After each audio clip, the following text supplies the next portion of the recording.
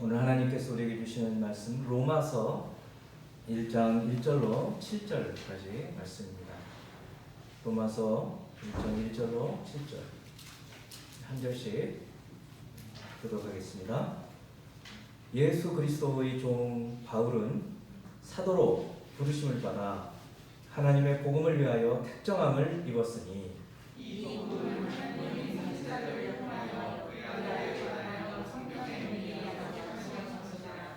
그의 아들에 관하여 말하면 육신으로는 다윗의 혈통에서 나셨고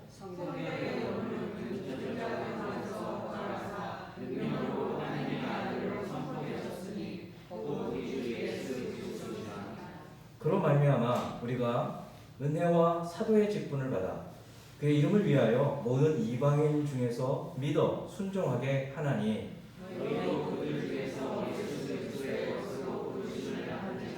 같이 읽습니다.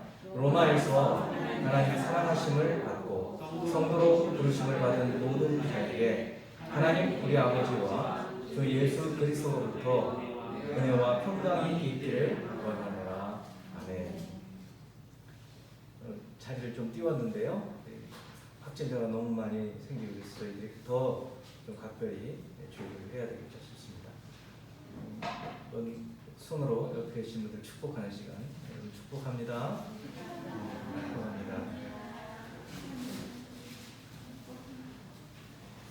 요즘 우리에게 들리는 소식은 별로 좋은 소식이 없어요. 날마다 전 세계 코로나19 확진자, 사망자, 신기록을 갱신한다는 그런 침울한 뉴스, 또 국내적으로는 부동산 가격이 더 폭등하고 있다, 이런 뉴스, 답답한 소식만 들릴 뿐 기쁜 소식은 별로 없습니다. 한번 좀 생각을 여러분 해보십시오. 지금까지 인생 중에 그래도 가장 기뻤다, 어떤 소식을 듣고 참 기뻤다, 기쁜 소식, 가장 기뻤던 소식이 무엇인가 한번 좀 생각을 해보시기 바랍니다. 학교에 입학시험을 보고 합격했다는 소식을 들었을 때 참 기쁘죠. 또 결혼을 하고 나서 아이가 잉태됐다, 이런 소식을 들을 때도 참 기뻐요. 그런가 하면 이제 자녀들이 커서 취업이 되었다, 이런 소식을 들을 때도 자기보다도 더 어떨 때는 기쁘죠. 그런데 이런 소식들은 조금만 지나도 이제 퇴색이 돼요. 왜냐하면 그냥 당연한 것으로 되어버리니까. 아이가 잉태돼서 자라고 또 낳으면 또 좋지만 또 좀 지나면 또 말썽 부리고 뭐 이제 이러면 그런 것들이 이제 기쁜 소식이 아니게 되어진단 말이죠.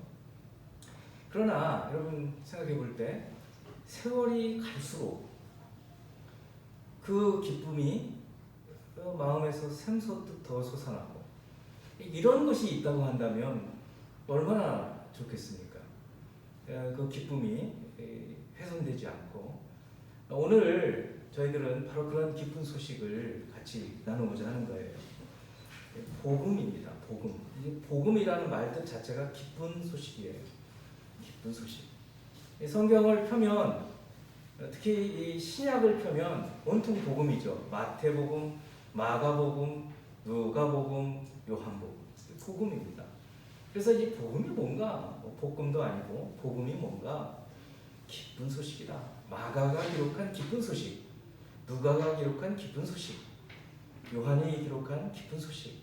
그러면 이제 구체적으로 그럼 무엇이 기쁜 소식이냐, 이런 생각을 해봐야 될 거예요. 누군가가 믿음이 없는 사람이 복음이 뭐야 하고 물으면 글쎄 이렇게 물으면 안 되잖아요. 여러분이 복음이란 말이지 이런 거야 하고 얘기해 줄 수 있다면 그분이 고개를 끄덕이면서 조금이라도 마음이 열려지게 될 것이에요. 그래서 우리가 오늘 복음이 무엇인지 먼저 깨닫고, 그리고 깨달은 것으로 끝나는 것이 아니라 그 복음이 우리 안에 있다면 세월이 갈수록 우리가 나이가 들어갈수록 더 그 기쁨이, 기쁜 소식이 그 빛이 나고 더 깊어지고 그렇게 될 수 있기를 바라는 것이에요. 사실 예수 믿는 거는 그런 삶을 사는 것입니다.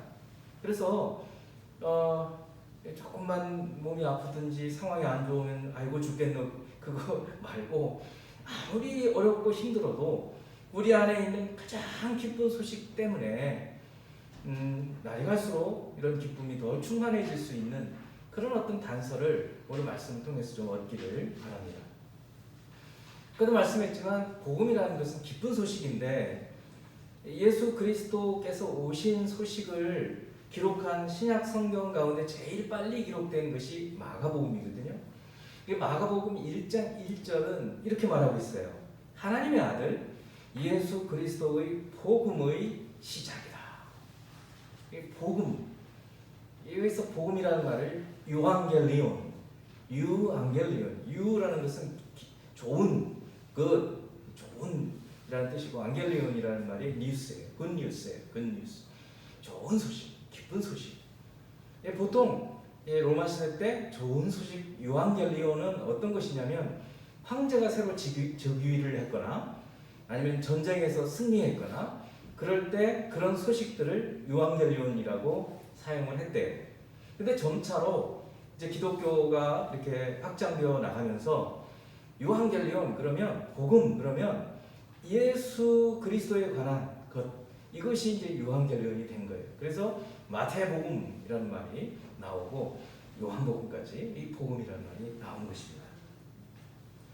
자 이제 로마서 1장 1절과 2절 말씀을 보게 되는데 사도행전까지 우리가 지난주까지 읽었어요. 이제 로마서부터 시작해서 요한계시록 바로 전에 있는 유다서까지 짤막짤막해요. 고린도서 빼놓고 전부 이제 서라고 붙어 있어요. 로마서, 고린도전서, 고린도후서, 갈라디아서, 에베소서, 빌립보서, 골로새서 이렇게 서가 붙어 있어요. 그러니까 뭐냐면 다 서신이에요. 편지. 그냥 우리가 쓰는 편지는 짧잖아요. 이제 편지라는 말보다 서신이라는 말을 또 쓰잖아요. 그러니까 편지는 약간 사적인 거지만 서신은 공적인 것들이에요. 그래서 이제 이 로마서로부터 시작해서 유다서까지는 대체로 어떤 교회에게 혹은 한 개인에게 보낸 서신이에요. 그 로마서 그러면 로마 교회에 보낸 서신이에요. 그러면 로마 교회는 어떤 교회인가? 누가 가서 전도했지? 사실 로마 교회는 사도 바울이 개척한 교회가 아니었어요. 로마 교회는 오순절 성령 강림 우리가 사도행전 2장에 오순절 성령 강림 때에 각국에서 유대인들이 오순절 절기에 모였어요. 모였는데 그때 성령이 임해가지고 놀라운 광경을 보고 그때 사도 베드로가 설교를 하고 안전뱅이가 일어나고 그런 역사들이 나타났어요. 그래서 그것을 경험한 로마에서부터 온 사람들이 고국으로 다시 그들이 살고 있는 땅으로 돌아가가지고 예수를 믿고 자생적으로 새겨진 교회가 로마 교회예요. 그리고 뭐 교회가 뭐 지금 베드로 성당 뭐 이런 것처럼 있었던 게 아니고 가정에서 모인 가정교회였어요. 그래서 사도 바울이 1차, 2차 선교여행을 하는 동안에 로마에도 교인이 생겼다는 소식을 들은 거예요. 그래서 고린도에서 그 로마 교회에 이 예수가 어떤 분이고 예수를 믿는 것이 무엇인지에 대해서 아주 체계적으로 서신을 써서 보내는 거예요. 그것이 로마서예요. 그래서 16장을 보면 베베라고 하는 여자한테 이 로마서 두루마리를 전달하게 해요. 자, 그래서 이제 다시 1장 1절 2절로 보면 이렇게 얘기를 하기 시작해요. 예수 그리스도의 종 바울은 사도로 부르심을 받아 하나님의 복음을 위하여 택정함을 입었으니 이 복음은 하나님이 선지자들을 통하여 그의 아들에 관하여 성경에 미리 약속하신 것이다. 복음에 대해서 말하기 시작하는 거예요. 사도 바울은 하나님의 복음을 위해서 자기가 택함을 받았다, 택정을 받았다, 선택받았다라고 얘기를 하는 거예요. 복음을 위해서, 하나님의 복음. 그러면서 2절에서는 이 복음이 무엇인지를 조금 더 설명해 주고 있어요. 이 복음은 하고 말하고 있어요. 하나님이 선지자들을 통하여 그의 아들에 관하여 성경에 미리 약속하신 것이래요. 좀 복잡하죠. 뭐 말들이 많잖아요. 그러니까 쉽게 얘기하면 이 복음은 그의 아들에 관한 것입니다. 이 복음은 예수 그리스도에 관한 것입니다. 아주 간단하잖아요. 그러면 복음은 예수 그리스도에 관한 것이에요. 그럼 예수 그리스도에 관한 것이라는 건 뭐예요? 그가 태어나신 거, 고난당하신 거, 죽으신 거, 부활하신 거, 승천하신 거, 다시 오실 거. 이것이 예수 그리스도에 관한 거예요. 그런데 이런 내용들이 성경에, 여기서 성경은 구약 성경이죠. 구약에 다 기록되어 있었다는 거예요. 그 얘기를 하고 있어요. 또 이 본문에서 1절에서 특별히 사도는 자기가 어떤 분인지 아주 정체성을 분명히 하고 있어요. 첫째는 사도의 정체성, 예수 그리스도의 종이에요. 종. 자기는 종이라고 말하고 있어요. 두 번째, 사도라고 얘기하고 있어요. 세 번째, 복음을 위해서 선택됐다고 얘기를 하고 있어요. 그래서 사도 바울은 자기가 어떤 존재인지에 명확한 정체성, 정체의식을 가지고 이 말씀을 전하고 있어요.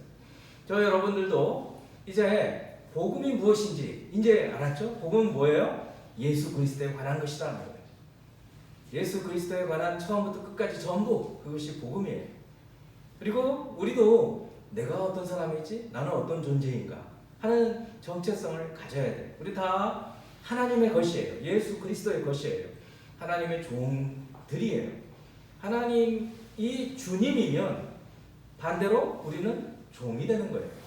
이제 그런 정체성을 가지고 살라는 거예요. 자, 그러면 어떻게 예수 그리스도의 복음이 기쁜 소식이 되었는가? 이것에 대해서 사도는 말씀을 하게 될 거예요. 그래서 자, 오늘 여기 이 복음이 무엇인가에 대해서 오늘 좀 생각해 보면서 예배가 오늘 찬양도 없고 그래서 좀 빨리 끝나게 될 거예요. 집에 가셔서 점심 식사도 하고 가족들끼리 꼭 반드시 서로 한번 대화를 해보세요. 복음이 무엇이지? 하고 서로 한번 얘기를 해보시고 그 복음이 아까 말씀했어요. 복음은 기쁜 소식인데 어떤 점에서 복음이 나에게 기쁜 소식이 되었는가? 저 개인적으로 잠깐 말씀을 좀 드리자면 저는 제가 복음을 받아들이기 전까지, 다시 말하면 예수님을 믿기 전까지 제 삶을 지금 생각해 보면 어둠이었어요. 어둠. 제가 무슨 악한 세상의 악한 짓을 해서가 아니라 지혜도 없었고 이 세상을 볼 수 있는 눈이 없었어요. 영생에 대한 것들이 아무것도 없었어요. 제가 아주 또렷하게 구별이 되는 어떤 그런 시점이 있는데요. 제가 이제 예수를 믿기 시작하고 저 종로에 서소문 쪽에 있는, 지금은 없어졌을 거예요, 생명의 말씀사라고 하는 굉장히 큰, 당시에 굉장히 큰 서점이 있었어요. 거기 가서 책들을 쭉 보면서 너무 충격을 받은 거예요. 왜냐하면 제가 그 전까지는 제가 알고 있는 세계만 있었어요. 근데 가서 책을 보니까 기독교에 관한 책들이 이렇게 많다는 것을 알고 세상에 이런 세계가 있었나? 전혀 알지 못하는 세계를 경험하게 된 거예요. 이제 그 이후에 이제 제가 40년의 인생을 쭉 이제 그 이후에 살면서 세월이 지날수록 얼마나 이 복음으로 인해서 제 인생이 바뀌고 그 기쁨이 있고 소망이 생겼는지 이런 것을 생각해 보면 감사하지 않을 수가 없는 그런 인생이 되었어요. 그래서 여러분들도 오늘 집에 가셔서 복음이 나에게 어떤 의미인가 이것을 한번 같이 나누는 시간을 여러분 가져보시기 바랍니다. 두 번째, 이제 사도는 예수 그리스도에 대해서 얘기를 하는 거예요. 아까 서두에서 첫 번째에서 복음은 예수 그리스도에 관한 것이다 라고 얘기를 했어요. 그리고 이제 사도는 3절과 4절 좀 있다가 말씀하지만 그래서 구체적으로 예수 그리스도를 얘기를 해요. 먼저 1장 11절 우리 같이 한번 읽어봅니다. 시작. 내가 너희 보기를 간절히 원하는 것은 어떤 신령한 은사를 너희에게 나누어 주어 너희를 견고하게 하려 함이니. 자, 말씀을 보세요. 지금 사도 바울이 내가 너희 보기를 위해서, 너희는 로마 교우들이잖아요. 이게 사도가 제가 아직 한 번도 로마 교회에 가본 적이 없어요. 왜냐하면 지금 고린도에서 지금 바다 건너 아드리아해 건너편에 있는 로마, 거기에 교회가 생겼다, 성도들이 생겼다 하는 소식을 듣고 너무 가보고 싶은 거예요. 아, 저분들의 믿음은 어떨까? 저분들은 어떤 은사를 받았을까? 하고 그런 마음에 굉장히 가보고 싶은데 아직 못 갔어요. 그래서 내가 너희 보기를 간절히 원하는데, 왜 간절히 원하느냐면 어떤 신령한 은사를 나누어 주기를 원하는 거예요. 그리고 그런 신령한 은사를 통해서 로마 교회가 든든하게 세워지기를 바라는 그런 마음으로 로마 교회를 가보기를 원했던 거예요. 지금 말이죠, 여러분 모두가 다 아까 복음은 뭡니까? 예수 그리스도에 관한 것입니다. 그러면 아마 많은 분들 중에 이런 생각을 했을 거예요. 아, 예수 그리스도 나 다 아는데 더 그것이 뭐 무슨 기쁨이 어떤 무슨 기쁜 소식이 될 수 있을까? 이렇게 생각하는 분들이 있을 수 있어요. 우리가 그런 생각을 다 부셔야 되는 거예요. 저는 하브루타를 통해서 그런 걸 배워서 더 배우기 시작했어요. 놀라운 거예요, 그게. 왜 그러는가 하면, 자, 오늘 이 사도 바울이 로마 교회가 이미 예수를 알고 있어요. 그런데 사도는 왜 더 가서 더 어떤 것을 좀 나누어 주기를 원하는가? 우리도 똑같은 거예요. 우리가 예수에 대해서 알고 있어요. 그럼 끝인가? 아니라는 거예요. 우리도 사도 바울 말씀처럼 그럼에도 불구하고 더 어떤 신령한 은사를 우리도 받아야 되는 거예요. 그래서 하나님 말씀을 계속해서 죽을 때까지 묵상하면 더 깊이 헤아릴 수 없는 그 하나님의 은혜를 더 받아가는 거예요. 내가 너희 보기를 간절히 원하는 것은 어떤 신령한 은사를 너희에게 나누어 주어 너희를 견고하게 하랍니다. 우리가 이렇게 복음에 대해서 읽고 또 읽고 내년에도 읽어가면서 여러분에게 더 신령한 은사, 성령의 은사를 말해요. 이 은사가 여러분 가운데 부어질 줄 믿습니다. 은사가 부어지면 어떻게 되냐면 우리가 견고해지는 거예요. 믿음이 아주 단단하게 세워지는 거예요. 웬만한 바람, 풍랑, 어려움 이런 거에 흔들리지 않는 거예요. 여러분 어떤 게 좋습니까? 조금만 어려워도 아이고 죽겠네 하는 게 좋습니까? 아니면 웬만한 일이 있어도 마음에 요동하지 않고 이것도 좀 있으면 지나가, 이런 든든한 마음을 가지는 게 좋겠습니까? 그건 생각 말할 필요도 없을 정도예요. 우리가 우리 생명의 교회 교우들은 이런 견고한 믿음을 가질 수 있게 되기를 축원하는 것입니다. 그래서 사도가 이 로마서를 쓰는 거예요. 과연 이 로마서는요, 신학책이라고 얘기할 수 있어요. 그 정도로 쉽지는 않아요.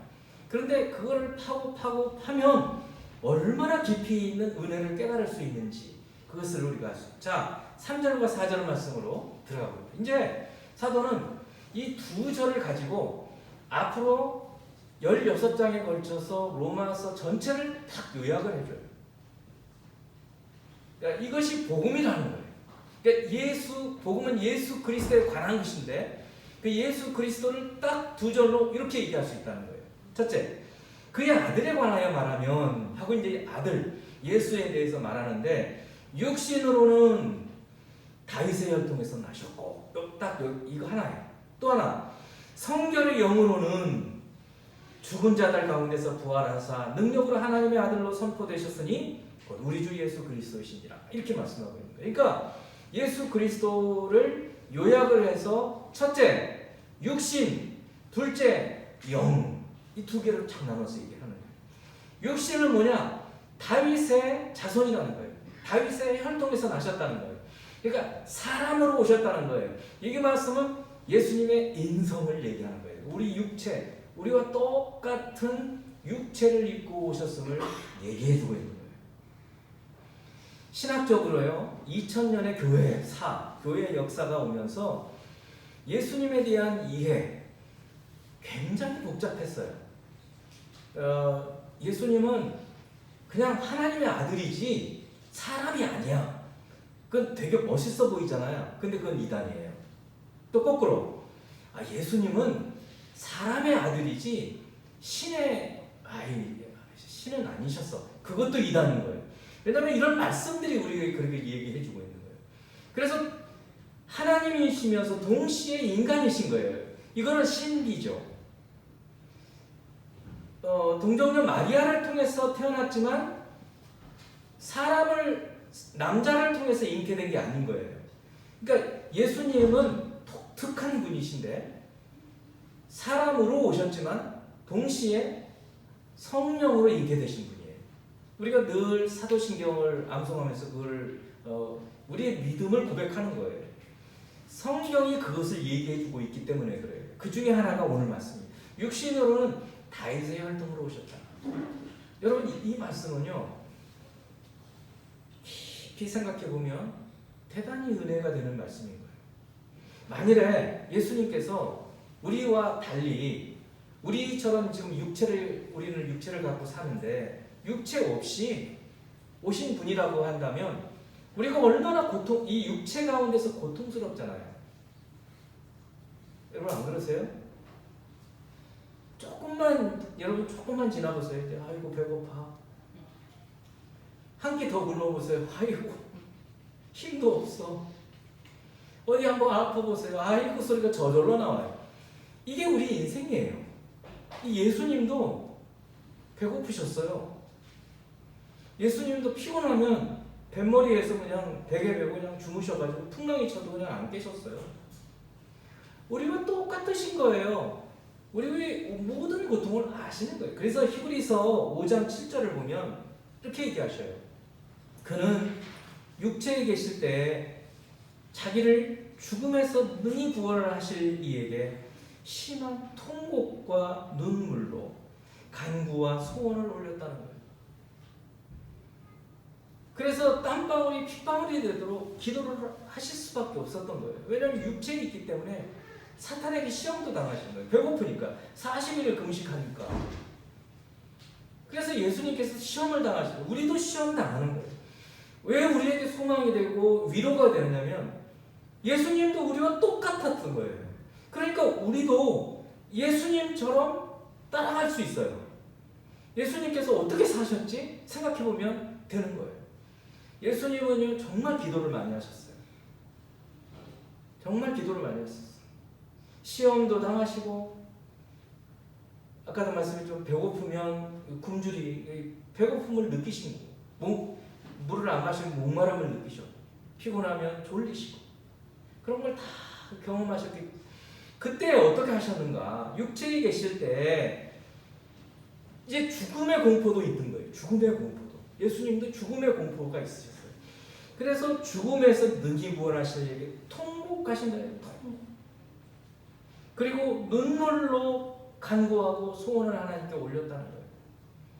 이것이 우리에게 소망이 된다는 거예요. 우리도 어떻게 살아야 되냐면 통곡하고 눈물로 기도해야 돼요. 그래서 여러분 애통하는 자는 복이 있나니 뭐죠? 그들이 위로를 받을 것입니다. 그래서 우리가 이 땅에 사는 동안에 우리 주님처럼 통곡하고 눈물로 기도하는 그런 삶을 통해서 우리 주님께서 가신 그 길을 걸어갈 수 있다는 점에서 인성을 가지시고 이렇게 다윗의 혈통으로 오셨다는 것은 그 인성을 보여주신다는 것은 우리에게 얼마나 큰 위로와 격려가 되는지 알 수 없어요. 예수님은 이렇게 인생으로 오셔서 육체로 오셔서 결국은 어떻게 하셨어요? 십자가에서 죽으시는 거예요. 똑같은 하나님의 법이에요. 이것이 뭐냐면 구약시대에 제사법이 있었잖아요. 5가지. 누가 죄를 지었어요. 제가 죄를 지었어요. 그 하나님 앞에 가까이 가지를 못해요. 그러면 내 죄를 담당해야 할 누군가가 있어서 내 죄를 대신 담당시키면 내 죄가 사라지는 거예요. 그게 뭐예요? 제사잖아요. 그래서 큰 어떤 죄를 지었을 때 양을 가지고 가서 안수하고 피를 흘리게 해서 다 태워서 드리면 이제 제사장이 내 죄 사함을 받았느니라 할렐루야 이제 기쁘게 가볍게 성전을 떠나서 집으로 돌아갔을 거예요. 그래서 또 죄를 지었어요. 그럼 또 해야 돼요. 그런데 예수께서는 우리처럼 사람으로 오셨어요. 그러니까 하나님께서는 사람의 죄를 사람이 담당하게 하신 거예요. 그리고 한 번만 그 죄를 담당하시면 모든 죄가 사함받게 하신 거예요. 그래서 예수께서 우리의 속죄 제물이 되십니다. 그래서 육체로 이 다윗의 혈통으로 오셨다는 말씀 속에는 예수님의 죽으심, 우리 죄를 위하여 죽으심, 이 말뜻이 이 속에 들어있는 거예요. 이 로마서에 계속해서 그 얘기가 나와요. 우리의 속죄 제물이 되셨다. 이런 말씀을 하시는 거예요. 두 번째는 성결의 영으로는 하고 얘기를 하시는 거예요. 예수님의 영을 두고 얘기하는 거예요. 죽은 자들 가운데서 부활하사. 그러니까 예수님께서는 부활하셨거든요. 이것은 신성을 얘기해요. 왜냐하면 능력으로 하나님의 아들로 선포되셨으니라고 얘기하는 거예요.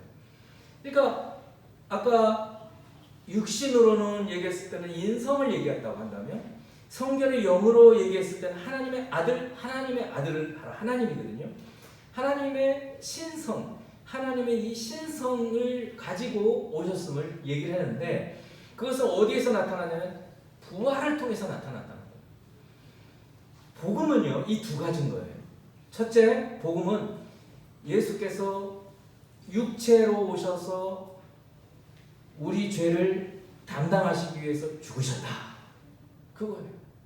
두 번째는 거기에 끝이면 안 돼요. 십자가에서 끝이 안 나요, 우리는. 두 번째는 부활하신 거예요. 인생이 예수님을 믿는 하나님의 자녀들은 이 땅에서 죽음으로 끝나는 것이 아니라 다시 살아난다는 거예요. 그래서 하나님께 간다는 거예요. 그래서 복음은 이 두 가지. 예수님의 죽으심과 그리고 부활하심. 예수께서 우리를 위해서 죽으셔서 우리의 죄를 사하셨음과 부활하셔서 우리도 부활할 것을 소망하게 하시는 것. 이것이 복음의 핵심이에요. 이 두 가지가 복음의 핵심이다. 그러니까 이제 복음이 기쁜 소식이 될 수밖에 없는 것은 맨날 내 죄를 누가 담당할 수 있을까? 죄책감이 너무 많은 무슨 말. 여러분, 제가 예수 믿고 기뻤던 것 중에 하나가 이런 거예요. 예수 믿기 전에는요, 제가 늘 그랬어요. 제가 좀 소심해서 하루 중에 내가 어떤 악한 마음이나 또 이게 뭐 누구를 향해서 안 좋은 소리를 하고 나면 집에 돌아오면 그게 후회가 되는 거예요. 후회. 왜 그랬지? 맨날 그러고 살았어요. 그리고 어떤 때는 내가 좀 당했으면 내가 뭐 좀 말을 좀 막 욕도 좀 해주고 싶고 막 왜 그걸 못했지? 이런 또 그런 후회도 생겼었어요. 근데 예수 믿고 나니까 그게 사라지는 거예요. 왜냐하면 내 모든 이런 것들을 주님이 담당하셨기 때문에 얼마나 기뻤는지 몰라요. 그런 기쁨이 가장 컸어요. 예수께서 육체로 오셔서 우리의 죄를 담당하셨, 이게 큰 기쁨이에요. 너무너무 이제 그 묵은 채증이 다 사라지는 것 같은 거예요. 죄가 사라지니까. 죄책감이 없어지니까. 거기서 끝이 아닌 거죠. 부활한다는 거예요. 여러분, 연로해 가시는 분들, 이러다 죽으면 어떡하지? 이런 생각 가지시잖아요.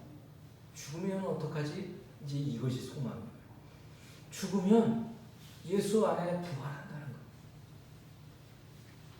그래서 미리 죽으실 필요는 없어요. 다만 이 부활의 소망을 확실히 갖고 살기 때문에 노년이 될수록 예수 안에 있는 분들은 더 인생이 기쁨이 넘칠 수밖에 없어요. 겉으로도 드러나요, 그런 것들이. 그래서 얼마나 이것이 복음인지. 복음은 예수 그리스도의 인성과 신성, 죄를 위하여 죽으시고 그리고 우리의 소망에 대해서 부활하셨다.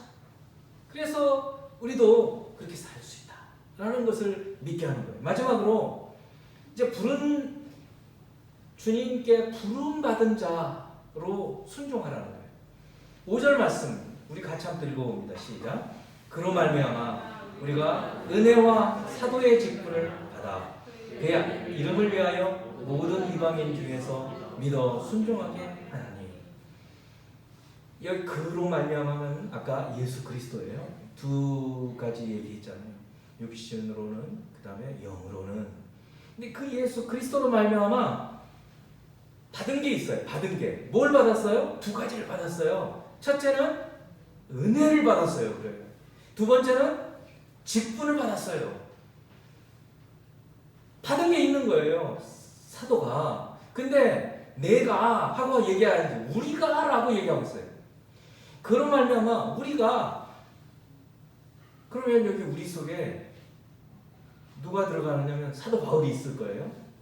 그리고 이 로마서를 쓸 때 고린도에 같이 있었던 디모데라든지 뭐 소스데네 여러 사람들이 있었어요. 그 사람들만 우리가 아니에요. 저와 여러분들도 이제 우리 속에 들어가는 거예요. 이 우리가 받은 게 있어요. 뭐예요? 첫째, 은혜를 받았다는 거예요. 하나님의 은혜. 그러면 믿음의 선물이에요. 은혜는 선물이에요. 은혜는 너무 어렵게 생각하죠. 선물이에요. 하나님이 값없이 주시는 거예요. 그래서 날마다 은혜를 받는 거예요. 순간순간 은혜를 받아요. 가장 큰 은혜는 예수 그리스도의 이 죄사함의 은총과 부활이에요. 이 은혜를 받을 뿐만 아니라, 그 다음에 일단 받고만 사는 게 아니라, 그 다음에 직분이 있어요. 근데 무슨 직분이냐면 사도의 직분이에요.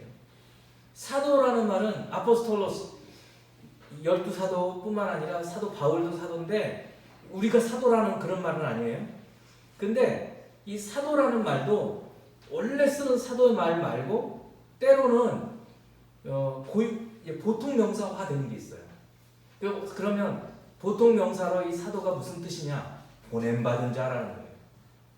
보냄받은 자예요. 이제 너 저쪽으로 가서 이걸 좀 해. 그런 의미에서의 사도예요. 그래서 전도자예요. 전도자. 이 직분을 받았다는 거예요. 은혜를 받고 전도자의 직분을 받아서 그의 이름을 위해 모든 이방인 중에서 믿어 순종하게 한다는 거예요. 특별히 사도 바울은 이방인들의 사도예요. 그래서 이방인들로 하여금 믿게 하고 믿음을 가지면 어떻게 돼요? 순종하게 된다는 거예요. 어떤 학자는 그렇게 얘기했어요. 그 학자뿐만 아니라 정말 그래요. 믿음이 없이 순종할 수 없어요. 그리고 믿음을 가지면 반드시 순종하게 되어 있어요. 여러분에게 믿음이 있으니까 그러면 하나님께 대한 믿음이 있으면 하나님의 말씀대로 따라 살게 되어 있어요. 믿음이 없는 사람이 하나님의 말씀대로 살기 어려워요. 그래서 산다는 것은 그건 거짓말이 되겠죠. 그래서 믿음을 가졌으면 순종하게 돼요. 그래서 믿음을 갖고 순종할 수 있게 복음을 전한다는 거예요. 그 직분을 받았다는 거예요. 그래서 부름을 받은 일에 순종해야 된다라는 말씀을 하는 거예요. 그리고 이제 마지막으로 6절, 7절 말씀을 보면 너희도 하고 얘기해요. 너희는 누구겠어요? 로마 교인들이죠. 로마 교인들뿐만 아니라 우리까지 포함되는 거예요. 2000년이 지난 모든 세상의 교인들을 얘기하는 거예요. 주님의 성도들을 얘기해요. 너희도 그들 중에서, 여기 그들은 이방인이죠. 그러니까 이스라엘 말고는 전부 이방인이잖아요. 이방인 중에서 예수 그리스도의 것, 예수 그리스도의 소유, 우리가 다 예수님 것이에요. 이제 그것으로 부르심을 받았다는 거예요. 이제 우리가, 여러분도 주님의 것으로 부르심을 받은 자입니다. 여러분 구약 성경을 보면 잘 아시죠? 가끔 하나님께서 부르시죠. 누굴 부르셨어요? 아브라함아 불렀죠. 아브라함아 뭐라, 그 손대지 마. 이삭 죽이려고 그럴 때 부르셨어요. 또 누구를 부르셨어요? 모세야. 왜요? 막 가시 떨기에 불이 붙어 있는데요. 가까이 가려고 했어요. 가까이 가지 마라. 신발 벗어. 이제 그렇게. 또 누구를 부르셨어요? 사무엘아. 누워 자고 있는 어린 사무엘한테 부르셨어요. 이렇게 부르시는 거예요. 근데 그들만 부르시는 게 아니라는 거예요. 우리도 부르세요. 사울아. 예수님이 바울을 불렀을 때 사울아 너 왜 나를 핍박하냐? 그렇게 부르신 거예요. 그런 것처럼 저와 여러분도 부르셨어요. 어떻게 부르신지 아세요? 전도자들을 통해서 부르신 거예요. 누군가가 언니가 동생한테, 혹은 오빠가 동생한테, 아들이 아버지한테 와보세요. 그게 사실은 하나님께서 그 사람들을 통해서 부르시는 거예요. 그래서 부름받은 자예요. 우리 다 주님께서 우리를 부르셔서 이 자리에 앉아 있는 거예요. 주님의 부르심 받은 자들이에요, 우리가. 자, 그래서 너희도 그들 중에서 예수 그리스도의 것으로 부르심을 받은 자니라. 로마에서, 이제 좀 구체적으로 얘기하죠. 로마에서 하나님의 사랑을 받고 성도로 부르심을 받은, 그렇잖아요. 거룩한 무리란 뜻이에요. 성도라는 게. 거룩한 무리로, 거룩한 교회로 부름받은 자들이에요. 우리가 교회로 부름받은 자예요. 생명의 교회로 부름받은 자들이에요. 그 다음에 축복을 해주는 겁니다. 하나님 우리 아버지와 주 예수 그리스도로부터 은혜와 평강이 있기를 원하노라 하고 축복을 해주는 그런 말씀으로 오늘 말씀은 마쳐져요. 여러분 7절을 우리가 한번 읽어볼 때 로마에서라는 말을 수지 생명의 교회에서로 바꿔서 한번 같이 읽어봅시다. 하실 수 있겠죠? 자, 우리 같이 읽어볼게요. 시작. 수지 생명의 교회에서 하나님의 사랑하심을 받고 성도로 부르심을 받은 모든 자에게 하나님 우리 아버지와 주 예수 그리스도로부터 은혜와 평강이 있기를 원하노라. 이것이 주님께서 이제 이 로마서를 통해서 우리에게 주시는 메시지들이에요. 복음이 무엇인가? 예수 그리스도. 그 예수 그리스도의 무엇인가? 육체로 오신 인성, 그리고 죄를 위하여 죽으심, 신성, 영으로 부활하심. 그래서 우리의 소망이 되십니다. 그렇게 부르셔서 뭘 하시는가? 우리에게 은혜와 사도의 직분, 보냄받은 자의 직분, 가서 복음을 전하라는 직분. 그래서 믿고 순종할 수 있게 우리로 하여금 그러한 직분을 주셨다는 것이죠. 오늘 이 말씀을 생각하면서 우리가 어떻게 살아야 될 것인지 좀 생각하고 기도하는 저와 여러분이 되기를 주님의 이름으로 축원합니다. 함께 기도하는 시간 잠시 갖도록 하겠습니다. 할렐루야.